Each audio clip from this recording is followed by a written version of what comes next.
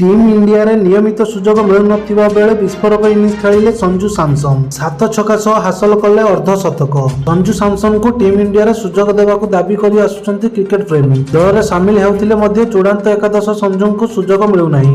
बांग्लादेश विपक्ष सीरीज रे संजू को टीम रे चयन करा जायतिला, किंतु एहा भितर संजू सैमसन एक दमदार इनिंग्स खेलिचंती, जहा पुणी थरे संजू को टीम इंडिया पई खेलिबाकू सुजोग सृष्टि करिछि। मंगलवार रणजी ट्रॉफी टूर्नामेंट रे केरल और झारखंड मध्य मैच खेला जायतिला।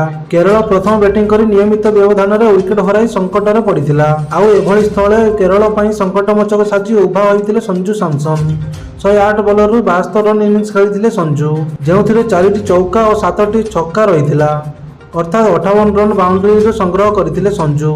83टी डॉट बॉल खेलिथिले मध्ये 72 रन इनिंग्स विस्फोरक इनिंग्स देखिथिले क्रिकेट प्रेमी। 2015 रु सैमसन डेब्यू करथिले मध्ये एजावत टीम इंडिया रे नियमित सदस्य होई पारि नाहंती। एजावत 27टी मैच खेलिछंती सैमसन। तेबे 2023 विश्वकप टीम रे संजू सैमसन को शामिल करा जाओ बोली क्रिकेट प्रेमी दाबी करिसंती।